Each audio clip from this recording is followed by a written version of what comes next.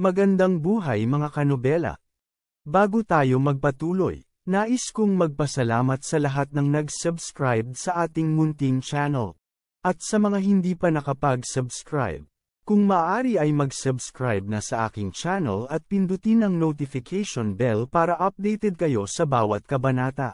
Maaari rin kayong mag-like, comment, at e-share ang ating video para malaman din ng iba nating mga kanobela. Maraming salamat po. Ang Karisma ni Charlie Wade Kabanata 291 hanggang 295. Kabanata 291. Ang mga salita ng host ay nagpatigil sa lahat. Ito ang dalawang nangungunang luxury car sa mundo. Bihira silang makita sa normal na panahon. Wala kahit kaunti sa bansa, kaya binili sila ng iisang tao ng advance. Alam mo, ang antas na ito ng isang marangyang kotse ay hindi mabibili ng pera. Ang 177 Aston Martin ay bukas lamang sa mga miyembro ng Aston, at dapat ang mamimili ay magkaroon ng 3 o higit pang Aston Martin sports car, na nagkakahalaga ng higit sa 10 milyon upang maging karapat-dapat para sa pagbili. Ito ang tanging paraan para maging kwalipikado. Ang kotse na ito ay limitado sa mundo. Mayroon lamang 77 na mga sasakyan sa buong mundo. Wala kahit isa dito sa ating bansa. Ang Bugatti Veyron Hermes Special Edition Sports Car ay mas mahirap bilhin. Dahil ang Bugatti mismo ay nagsisilbi sa nangungunang mayaman sa mundo. Kasama ng Hermes joint, ito ay super mahal. Ang dalawang kotse na ito ay talagang binili ng parehong tao. Ito ay nagpapakita na ang pagkakakilanlan at katayuan ng isang tao ay napakalakas. Gayunpaman, ang mga mata ni Charlie ay wala sa dalawang kotseng ito. Hinahanap niya ang figura ni Claire kahit saan sa karamihan. Nang paulit-ulit niyang hinanap ng mahabang panahon at hindi niya makita, bigla niyang narinig ang salita ng lalaki sa tabi niya. "Claire, halika at tingnan mo itong dalawang sasakyan." Ang dalawang sasakyan na ito ay talagang ang pinakamahusay sa mundo, kahit na hindi ko pa sila nakita. Napalingon si Charlie nang marinig ang tunog, at nakita niya si Claire, isang lalaki, at isang babae na sumusunod sa kanila. Ang mga men's suit at leather na sapatos ay mukhang mamantika, habang ang mga pambabae ay cool at payat, ngunit mas malala sila kaysa kay Claire. Sa oras na ito, sinusundan ni Claire ang tao. Bahagyang nakangiti. At sinabi, "Manager Gao Junwei, wala akong masyadong alam tungkol sa mga kotse." Natawa ang taong tinawag na Mr. Gao Junwei at sinabing, "May malalim akong pagsasaliksik sa mga kotse." Pagkatapos ng lahat, ang aming convention at exhibition center ay madalas na nagsasagawa ng ilang auto show na mga aktibidad. Nang makita na si Claire ay nananatiling normal na distansya sa kabilang partido, at tinawag ding manager ang kabilang partido na si Gao Junwei, nahulaan niya na maaari itong pakikipag-usap sa kooperasyon, at biglang gumaan ang pakiramdam niya. Dahil narito ang kanyang asawa upang pag-usapan ng tungkol sa pakikipagtulungan. Kung malalaman niya ito, maaaring siya ay hindi niya maintindihan, kaya handa si Charlie na kunin ang pagkakataong makawala. Sa hindi inaasahan, sa sandaling inangat ni Claire ang kanyang ulo. Sumulyap si Claire sa kanya at nagtanong na nagulat, "Charlie, bakit ka nandito?" Hindi inaasahan ni Charlie na matuklasan siya ni Claire, at nagmamadaling sinabi, "Naparito ako upang makita at makilala ang mundo ng kotse." "Honey, bakit ka nandito?" Tumango si Claire at hindi na nag-isip pa, ipinaliwanag niya kay Charlie. At sinabing, "Charlie, hayaan mo akong ipakilala sa iyo. Ito ay si Mr. Gao Junwei mula sa pamilya Gao. Sa kanila ang Ores Hill Convention and Exhibition Center, ang industriya ng tahanan. Isa sila sa mga kasosyo ng Wilson Group noon, at ngayon ang kanilang kooperasyon sa Wilson Group ay natigil. Nagkataon lang na i-renovate ang Convention and Exhibition Center sa loob ng 2 araw, kaya niyaya nila ako upang pag-usapan ang pakikipagtulungan. Dahil doon, ipinakilala muli ni Claire kay Charlie ang babaeng katabi ni Gao Junwei, at sinabing, "Si Joanne Jones nga pala, dati kong kaklase sa high school, ngayon siya na ang secretary ni Mr. Gao." Sa oras na ito, Sumulyap si Joanne kay Charlie, na may pagtataka, at sinabi, "Claire, narinig ko mula sa ating mga kaklase sa high school na kumuha ka ng napakawalang kwentang live-in partner. At ito pala siya." Bahagyang ngumiti si Gao Junwei. Pinapanood ang mga mata ni Charlie na kumikislap sa puot, ngunit pagkatapos ay nagtago siya. Kabanata 272. Palagi niyang iniisip si Claire at alam ang pag-iral ni Charlie, ngunit hindi niya kailanman ginawa ito kanina. Alam na ang taong nasa harap niya ay ang walang kwentang asawa ni Claire. Tumingin si Gao Junwei kay Charlie at nagtatakang nagtanong, "Hindi ko alam kung ano ang ginagawa ni Charlie ngayon." Bahagyang sinabi ni Charlie, "Ako ay isang palaboy ngayon." Sinabi ni Joanne na may paghamak, "Hindi ba yon ay para lamang sa malambot na kanin?" Ang mga mata ni Gao Junwei ay kumislap din ng bakas ng pang-aalipusta. Noong nasa Wilson Group pa si Claire, maganda ang impression niya kay Claire. Ngayon ay narinig niya na si Claire ay nagsimula sa kanyang negosyo. Kaya sinadya niyang hanapin si Claire. Naglabas siya ng utos para sa pagsasaayos ng exhibition center at inimbitahan siya. Sa pag-iisip na kailangang magtatag ng isang imahe sa harap ni Claire, tumingin siya kay Charlie at bahagyang ngumiti. "Charlie, sa totoo lang, hindi ka dapat nandito ngayon. Ang mga dumating na lumahok sa auto show ngayon ay ang lahat ng mga sikat na figure sa Oris Hill City. Ikaw ay pumunta dito para ipahiya si Claire." Agad na naging pangit ang mukha ni Claire nang marinig niya ito. Hindi niya inaasahan si Gao Junwei ay nagawang libakin si Charlie. Kaya natural na hindi siya masaya. Gayunpaman, bago makapagsalita si Claire, nanlamig ang mga mata ni Charlie, at mahina niyang sinabi, "Ang ganitong uri ng exhibition ay talagang kahanga-hanga. Hindi ako sasama kung hindi dahil sa kotse ko dito. Nandito na ang sasakyan mo. Hindi mo ba tinitingnan ang iyong pagkatao?" Si Joanne ay sumigaw sa gilid, at sinabi, "Hindi mo ba alam na ang luho ng mga kotseng nakadisplay dito, nagsisimula sa 1,000,000? Sa palagay ko hindi mo kayang bayaran kahit ang isang gulong." Lalong hinamak ni Gao Junwei si Charlie, at buong pagmamalaki niyang sinabi, "Charlie, alam ko na ikaw ang live-in na manugang na kumakain ng malambot na kanin. Gusto mong magkaroon ng isang maliit na mukha, kaya gusto mong bilhan ka ni Claire. Tama?" Sabi ni Claire na may malamig na mukha, "Manager Gao, hindi ko kailangang bumili ng kotse para sa kanya. Binili sa akin ni Charlie ang kotse na minamaneho ko." Saglit na natigilan si Gao Junwei. Hindi niya inaasahan na afford ni Charlie bumili ng kotse para ibigay kay Claire. Tumingin si Joanne kay Charlie at tumawa ng masama. Pagkatapos ay ngumiti, "Posible ba na ikaw ang bumili ng sasakyan?" Pagkatapos magsalita, lumingon siya kay Claire at nagtanong, "Claire, anong sasakyan ang binigay ng asawa mo?" "Baka si Sherry QQ." Sinabi ni Claire. Bumili si Charlie ng 2 kotse sa kabuuan. Ang isa ay ang BMW 520 para sa akin at ang isa ay ang BMW 530 para sa aking ama. Sinabi ni Joanne sa isang kakaibang paraan. "Oh, hindi ko inaasahan na may pera ang iyong asawa." Umiling si Gao Junwei at ngumiti ng mapanlait. "BMW 520. Ang ganitong uri ng kotse ay minamaneho ng isang subordinate sa aming bahay." Paano ito babagay kay Claire? Kaagad, tumingin siya kay Charlie at malamig na sinabi, "Charlie, napakamura ng BMW 520. Kung mag-loan ka, 100,000 lang ang down payment, pero lahat ng luxury cars dito ay milyon-milyon. Bumili ka ng isang mahusay na luxury car. Ang BMW 5 Series ay hindi karapat-dapat na pumasok. Ang huling pagkakataon ay ang BMW 740. Bukod dito, sa auto show na ito, mayroon ding 2 nangungunang luxury sports car sa mundo. Maaari mong buksan ang iyong mga mata sa pagkakataong ito." Ngumiti nang walang pakialam si Charlie. Itinuro ang 2 nangungunang luxury cars sa platform. At nagtanong, "Sabi mo lahat ay mga luxury cars na hindi ko kayang bilhin. Tapos tatanungin kita, itong 2 nangungunang luxury sports cars sa mundo, maaari mong bilhin ang mga ito. Nananaginip ka ba?"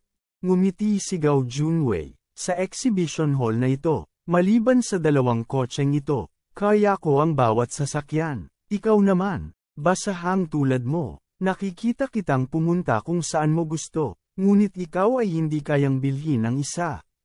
Kabanata 273. Matapos hamakin ni Gao Junwei si Charlie, tumalikod siya at sinabi kay Claire, Claire, bigyang halaga ang ating pagtutulungan sa pagkakataong ito.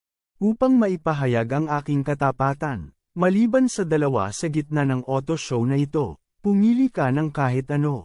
Oras na para palitan yung junk BMW 520. Paano ang Audi 8 rupees? Nilagyan ito ng halos 2 milyong tuktok. Makapangyarihan ito at napakahusay nito sa iyo. Matagal nang pinagnanasaan ni Gao Junwei si Claire. This time niyaya niya si Claire para lumapit. Gusto niyang gamitin ang pera para mapanalunan si Claire, sa ngalan ng pagsasaayos ng sentro ng auto show.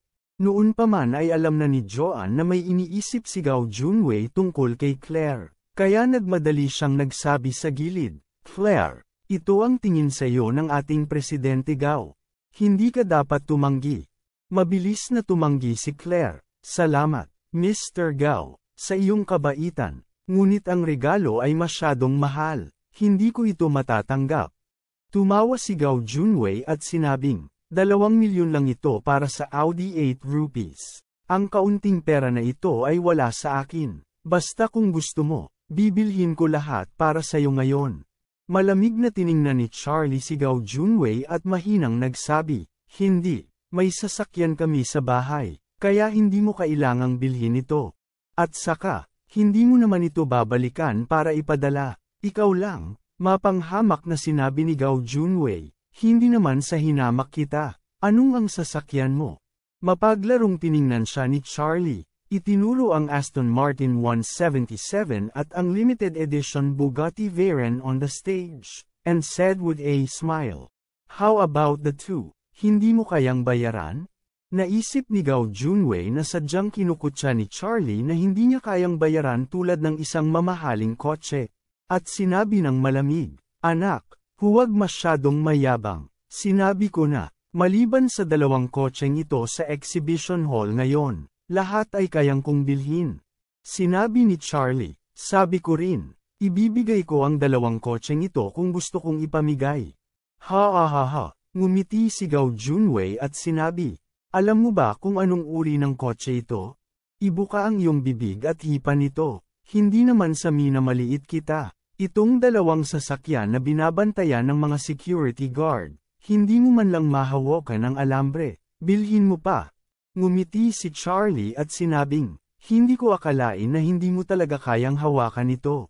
Di ba? Ngumiti si Gao Junwei, ang Convention at Exhibition Center ay pag-aari ng aking pamilya, kailangang bigyan ako ng mukha ng mga manager ng 2 kumpanyang ito. Kung gusto kong hawakan ang kotse na ito, kaway ko itong hawakan? Nagkibit balikat si Charlie at sinabing, sa tingin ko wala kang pinagkaiba sa akin, hindi ko ito mahawakan, at ikaw hindi ito mahawakan. Actually pareho tayo. Agad na sumabog si Gao Junwei nang marinig niya ito, at nagngangalit ang kanyang mga ngipin. At sinabi, karapat-dapat ka bang ikumpara sa akin? Tumango si Charlie, at sinabing, syempre, sabi ko, walang pinagkaiba sa akin. Kung hindi ka naniniwala sa akin, subukan mo. Sige, malapit na si Gao Junwei sa pamamagitan ng marahas na pangkalahatang pamamaraan ni Charlie sa pagkakataong ito. At malamig na sinabi, maghintay ka, hahawakan ko ito para sa iyo. Pagkatapos nito, humakbang siya patungo sa karamihan. Medyo malamig ang ekspresyon ni Charlie sa oras na ito. Ibinigay ni Chin Gang at Solomon White ang kanilang 2 sasakyan sa kanya. Ayon sa kanila, silang 2 ang kumuha ng mga security guard mula sa kumpanya ng cash transport. Upang ganap na matiyak na walang sino man ang pinahihintulutang hawakan ang 2 kotseng ito bago makuha na si Charlie. Kung talagang hinawakan ni Gao Junwei ang 2 sasakyan ngayon, pupuntahan niya ang 2 tao at ayusin ang mga account. At least kailangan niyang parusahan ang mga ito para sa isang hindi kanais-nais na krimen. Ngunit paano kung hawakan ito ni Gao Junwei? Nang hawakan niya ito at magpakita ng sarili. Nilabas niya ang kanyang bracelet at umupo upang makita kung ano ang magiging hitsura ng kanyang ekspresyon kapag nakita niya ito. Kabanata 274. Lumayo si Gao Junwei sa mga taong nasa harap ng sasakyan sa oras na ito, tapos pumunta siya sa security guard at sinabing, "Hoy, ako ang Deputy General Manager ng Ores Hill Convention at Exhibition Center. Gusto kong pahalagahan ang dalawang sasakyan na ito?" Hindi pwede. Isa sa mga security guard na sumali sa Cash Transport Company matapos magretiro from the army said very firm at this time. May utos ang aming pinuno. Maliban sa may-ari ng sasakyan, bawal lumapit. Hindi napigilan ng mukha ni Gao Junwei. Damn, hindi ko talaga mahawakan. Ito ay masyadong walang kahihiyan. Tama ba? Alam mo showroom namin ito. Kung hindi ko mahawakan ang dalawang sasakyang ito, hindi ba ito talaga ang katulad ng mabahong basahan na si Charlie? Hindi. Hindi siya mawawalan ng mukha kung may sasabihin siya. Pinigilan ni Gao Junwei ang iritasyon sa kanyang puso at sinabi sa security guard sa isang magandang boses. "Manong, car lover din ako. Bigyan mo ako ng kaginhawahan. Hindi kita pakikitunguhan ng masama sa hinaharap." Kung tutuusin, ang security guard ay isang veterano na may tuwid na personalidad, kaya siya ay mahigpit na tumanggi. "Sir, sasabihin ko ulit sa'yo, kung hindi ikaw ang may-ari ng sasakyan, hinding-hindi ka pinapayagan na lumapit sa kotse na ito ng kalahating hakbang." Nang makitang ang kabilang partido ay palaging hindi nagbibigay ng mukha sa kanya, kaagad si Gao Junwei ay nabalisa, at nagngangalit ang kanyang mga ngipin, at nagbanta. "Ang buong exhibition center na bibilang sa aking bahay.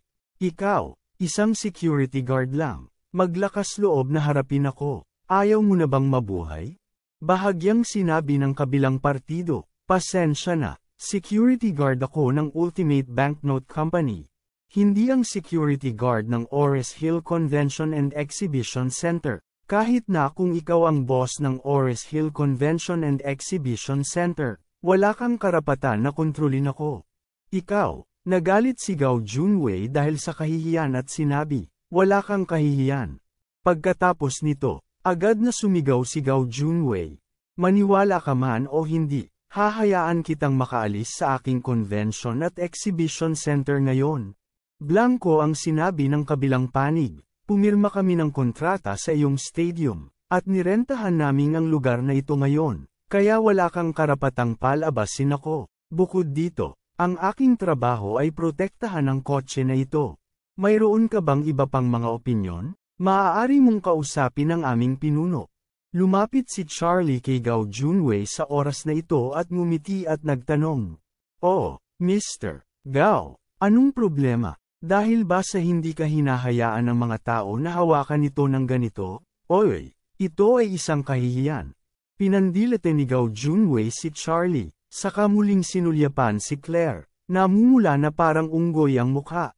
Nagsalita siya ng isang rant, ngunit ngayon ang ibang security guard ay talagang hindi nagbigay sa kanya ng kaunting mukha. At hindi man lang niya ito binibigyan ng pagkakataong mahawakan ang dalawang sasakyang ito. Ito ay simpleng kahihiyan. Nang makita ang pagkadismaya ni Gao Junwei, hindi napigilan ni Joanne na tulungan siyang bumalik kay Charlie at nagsabi, "Ano ba ang gusto mo sa amin? Maniwala ka man o hindi, hahayaan kong magmaneho ang security guard at palabasin ka?" Sa oras na ito, isang reporter na may hawak na camera ang nagsabi kay Gao Junwei, "Hoy kaibigan, if don't let you touch the cars, please don't mess around here. Apektado kaming lahat kapag nagpapapicture." Ang iba ay nag-echo din. "Oo, ito ay isang napakamahal na kotse. Sa tingin mo ba ito ay madaling hawakan? Tingnan mo na lang. I think gusto niya lang hawakan. Magpa-picture at ipadala sa Moments. Marami na akong nakita na mga walang kabuluhang docs." Ang ekspresyon ni Gao Junwei ay naging sobrang pangit. Kung hindi niya kayang lapitan at hawakan ang dalawang kotse, hindi ba siya ay tulad ni Charlie? Magiging isang mabahong sinulid sa mata ng lahat?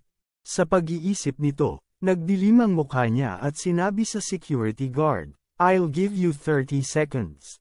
Kung harang ka pa rin sa aking daan, Itataboy ko ang lahat ng iyong mga tao at mga sasakyan, at hindi na kailangang gumawa ng anumang mga palabas sa kotse sa aking lugar. Tapos na. Kabanata 275. Sa oras na ito, narinig ng isang manager na nakasuot ng sutang away dito at nagmamadaling lumapit. Sa likuran niya ay sumunod ang isang grupo ng matitibay na lalaki na nakasuot ng mga bodyguard. Lahat ay matigas ang ulo at pinaggapasan. Anong nangyari? Sino ang nag-iingay dito? Nakita ni Gao Junwei ang manager at mayabang na sinabi, "Ikaw ba ang namamahala dito?" Oo, tumango ang lalaki at sinabing, "Ako ang executive manager ng exhibition." "Limo, sino ka?" Malamig na sumagot si Gao Junwei at sinabing, "Ako si Gao Junwei mula sa Convention at Exhibition Center." Malumanay na sinabi ni Limo, "Si Mr. Gao pala. Hindi ko alam kung nag-ingay si Mr. Gao dito. Anong problema?" Malamig na sinabi ni Gao Junwei, "Ang iyong mga nasasakupan ay napakahusay sa paggawa ng mga bagay. Gusto kong umakyat at tingnang mabuti ang dalawang sasakyan. Ngunit hindi niya ako pinasakay. Ano ang ibig sabihin nito?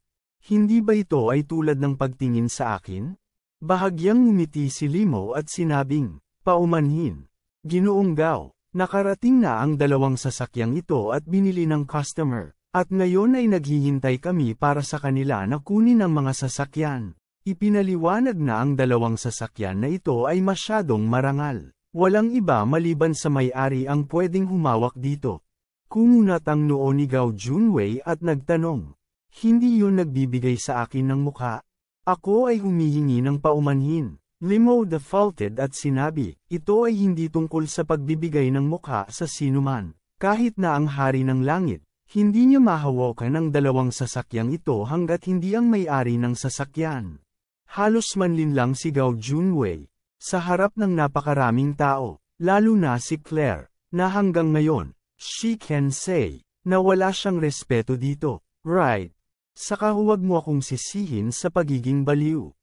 Kaya agad siyang sumigaw at nagalit, "Okay, dahil napakalakas mo, ang aming convention at exhibition center ay napakaliit para ma-accommodate ka, kaya hinihiling ko sa iyo na linisin ang lugar at umalis." Sabi ni Limo, "Mr. Gao, sobra na ito, napirmahan na namin ang kontrata sa pag-upa at nabayaran na namin ang pera. Paano mo masisira ang kontrata? Paano ang pagsira sa kontrata?" Inis na sabi ni Gao Junwei, "Mas gugustuhin kong bayaran ka at i-liquidate ang mga pinsala at itinaboy kayong mga aso." Nagmadali si Joan na hikayatin siya sa oras na ito at bumulong, "Mr. Gao, kung lalabag tayo sa kontrata, ang parusa ay 3 beses sa kabuuang halaga. Kung makarating sa chairman ito, siguradong magagalit siya." Sa sandaling ito, muling natigilan si Gao Junwei. Si Charlie ay mukhang napakasaya sa gilid. Tumawa, at sinabi, "Manager Gao, sa iyong katayuan, hindi mo mahawakan ang dalawang sasakyang ito. Napakahirap bang hawakan sila?" "Oo, ang boss nitong Convention and Exhibition Center. Nakakahiya na hindi mo mahawakan ang mga sasakyan." Galit na sinabi ni Gao Junwei, "Sino ang nagsabi sa iyo na hindi ko ito mahawakan?" Pagkatapos magsalita, ibinaling niya ang mukha at dirdiretsong itinulak si Limo palayo, at sinabing ng malamig, "Hahawakan ko ang kotseng ito ngayon. Huwag kang lalapit at humingi ng gulo kung ayaw mong mamatay, o tatawagan ko ang isang tao at agad kitang papatayin." Nang makita si Gao Junwei na nagmamadali sa Aston Martin Limited Edition 177, si Limo ay medyo balisa. Dali-dali niyang tinawag ang security guard para pigilan siya. Hindi inaasahan ni Gao Junwei na pipigilan talaga siya ng ilang mabahong security guard. At agad na sumigaw, lalapit ang mga security guard sa exhibition center. Ang mga security guard na ito ay galing sa labas. Ngunit maraming security guard sa exhibition center mismo, at ang bilang ng mga ito ay hindi mas mababa kaysa sa kabilang partido. Tingnan kung sino ang takot kanino. Nakita ni Limo ang ilang security guard mula sa convention at exhibition center na tumatakbo. At baka magkaroon ng conflict, kaya mabilis niyang tinawagan si Chin Gang.